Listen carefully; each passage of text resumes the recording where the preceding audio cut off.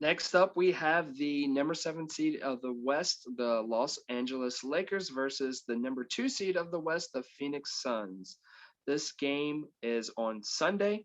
This is the second game of Sunday at 3:30 p.m. Eastern Standard Time, broadcast on ABC if you are in the States.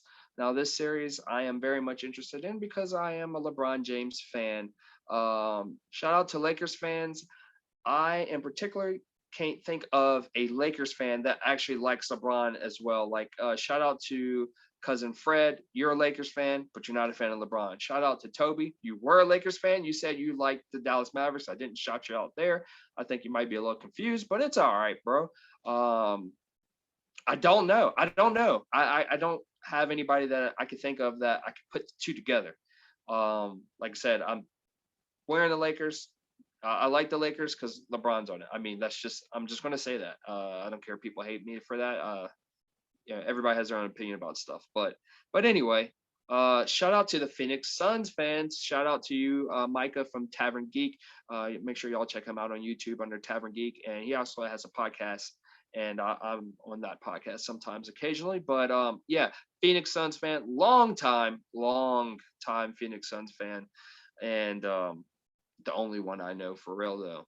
And but yeah, I'm a fan of Chris Paul as well. So I'm definitely interested in this series just to see what happens here and to see the Phoenix Suns be great and do great things, but and then to see the Lakers bounce back and try to defend their title as they go from round to round. If that's the case, let's see.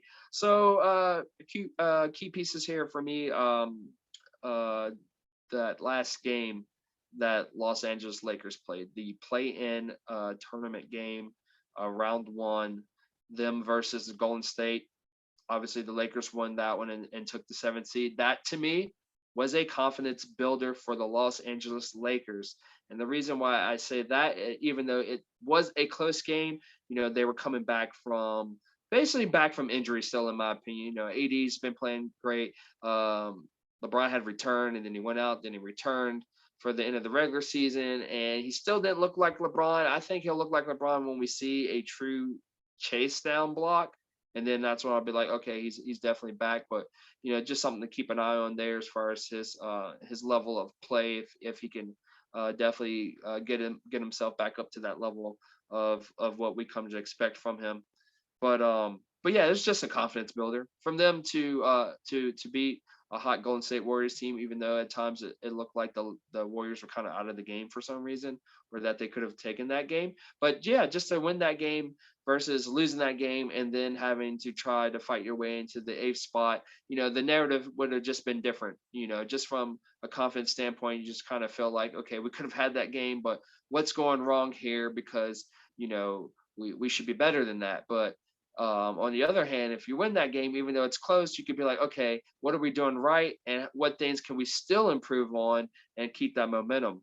Now, for the Phoenix Suns here, this is a chance to make a stamp on you being in the playoffs and being ranked number 2 for sure. You've been top seed in the top seeds of the West basically all season long, and you kind of remain up there, even flip flopped at one point to the first seed with Utah Jazz, but ultimately ending in the second seed. I mean, yeah, this is a terrible prize to be playing the defending champs in the first round. But let's see what y'all got. Let's see what you could do. I mean, the leadership of Chris Paul is basically unparalleled to most players in the league. So, like I said, this is going to be an interesting matchup. So let me get into the X factors that I have written down here. The X factors for the Lakers is going to be their big man rotation. This is probably going to be the key, even if they do get past this first round. Um, what looks to be successful for them is what they ran last year and what they wind up ultimately doing in the play-in game against the Golden State Warriors, and that is run AD at the 5. When it comes down to clutch time, that's just what you have to do. You have to get in that speed, that showtime look, as far as having Alex Caruso in there running, that extra guard in there, and having AD shift down, and he's just hard to guard from most traditional bigs, and his footwork and everything. So that's just what it's going to have to come down to if you want to win these games. You gotta do what's smart And but beforehand, before you don't want to do that too early, because I don't think AD likes playing the five a lot. So this is something you primarily want to save down the stretch, mainly for the fourth quarter is what they try to do with this.